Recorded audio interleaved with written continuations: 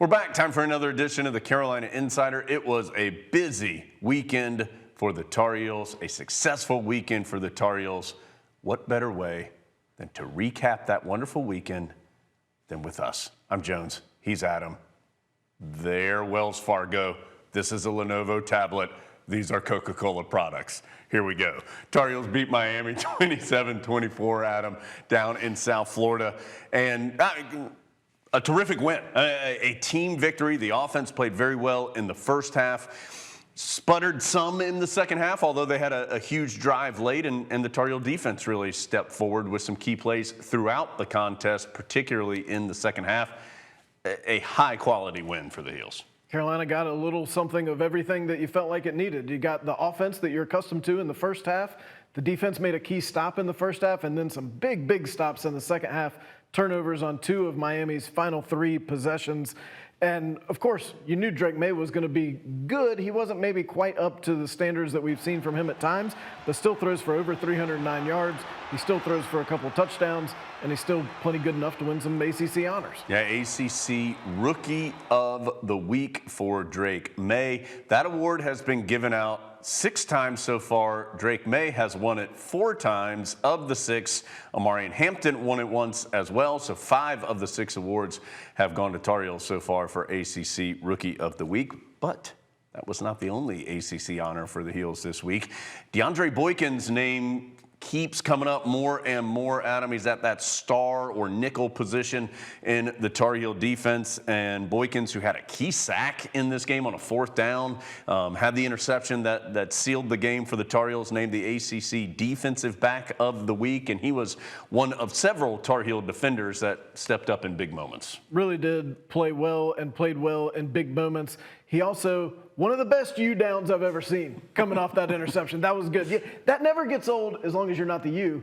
Then it's always fine. But just part of a Tar Heel defense, Cedric Gray, another Tar Heel defender who seemed to be around quite a bit.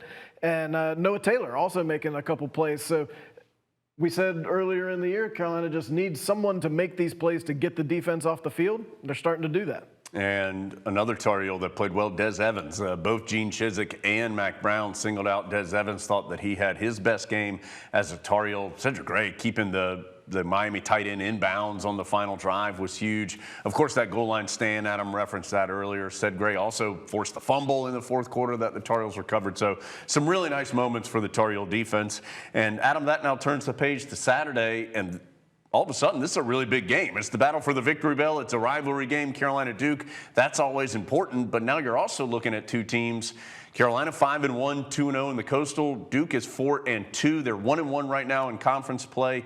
These are 2 teams that have had very good first halves of the year. And it feels like Duke is a little bit of an unknown quantity just because of the strength of their schedule, or maybe lack thereof. We're not quite sure. But no matter what, Carolina's got a chance to create a little room up there at the top of the Coastal going into the 2nd bye week of the season. And you could feel really good about things. If the Tar Heels could get another road win, we said coming into the year, Carolina's got to play better on the road. They've done so to this point, undefeated on the road. And now a chance to do it again, a little bit closer to home, and in front of what should be a fairly friendly crowd. Duke really runs the ball well. They've forced a bunch of turnovers this year. They've been really good in special teams. In fact, they ran a punt back for a touchdown that helped them come back and force overtime against Georgia Tech before falling in that overtime period last week. But Mike Elko, he knows the area. He was a defensive coordinator at Wake Forest. He's been the defensive coordinator at Notre Dame and at Texas A&M. So good coach and has had a good start to his tenure as the head man at Duke. It is an 8 o'clock kick in Wallace Wade. We'll be on the air radio-wise at 7 p.m. for that one. Football, great win, but it wasn't the only action this weekend for the Tar Heels. In fact, Adam, there was some live action on the basketball side of things in the Smith Center on Friday night.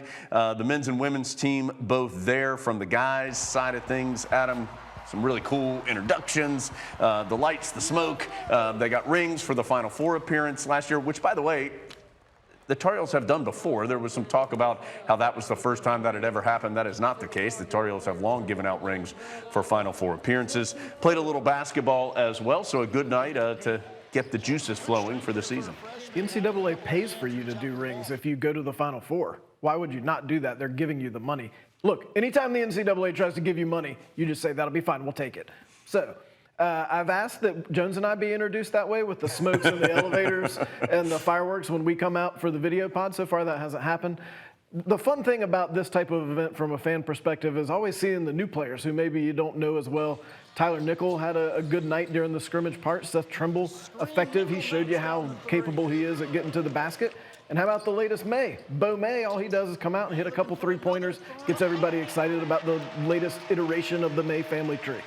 Basketball season creeps closer and closer. ACC Media Days are this week happening in Charlotte. In fact, today is the ACC Media Day for the women. The guys go tomorrow as we continue to get closer and closer. Exhibition game 28th of October in the Smith Center, so really not that far away for Tar Heel basketball. All right, let's go to some Olympic sports. We'll start with women's tennis and 𝗪𝗲𝗲𝗶𝗲𝗍, another national champion. This time it is 𝗫𝗀𝗏 𝗀𝗏𝗏, former pod guest, won the ITA All-America singles title. She becomes the second Tar Heel to ever win that tournament. Jamie Loeb won it back in 2013. What a year for 𝗫𝗀𝗏 𝗀𝗏𝗏 and career for 𝗫𝗀𝗏 𝗀𝗏𝗏. 12-0 in the fall. She's now 89-8 in her career. And she dominated this event. She only dropped one set in the entire tournament, which also turned out to be a tournament essentially dominated by the Tar Heels. Carolina had 3 of the 4 semifinalists. Of course, 𝗫𝗀𝗏 𝗀𝗏𝗏 was one of them. Carson Tanguillig, Annika Jarlagata.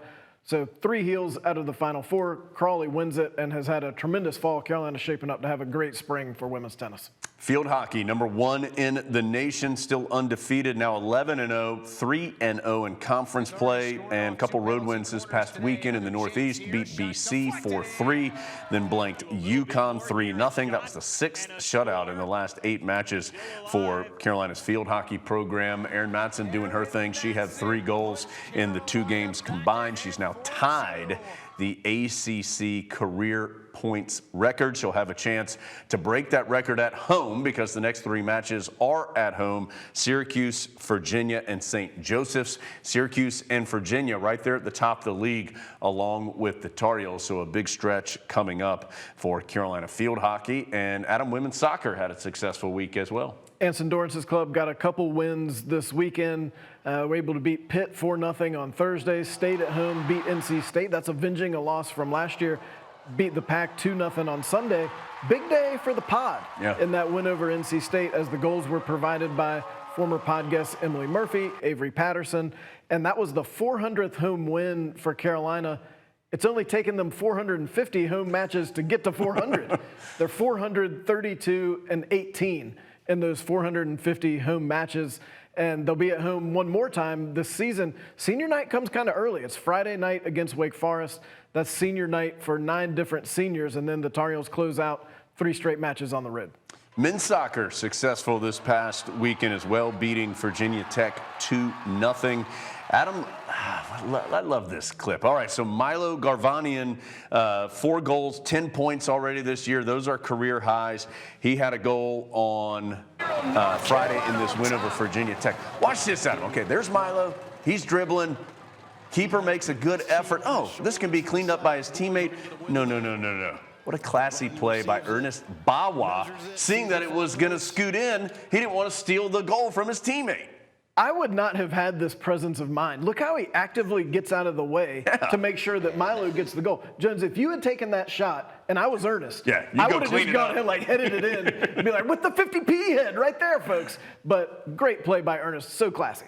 Yeah, no doubt. Men's soccer hosting VCU today, then traveling to NC State this weekend. Let's finish up with men's golf. Coming off big victory, an impressive win. 8 of the preseason top 10 teams were at the Ben Hogan Collegiate Invitational. Tar Heels win that event. They follow that up today, as Adam and I are recording this to bring to you. The Tar Heels were going into the final round of an event in Florida State, in Tallahassee, leading by 17 strokes. So a good chance to take home another tournament title there. Also, the women, they won the Ivy Intercollegiate on Monday. Krista Yunkari was the co-medalist. That's the first team win for women's golf since the 2017-18 campaign. Successful weekend for the Tar Heels. Appreciate you being here to recap all of it with us.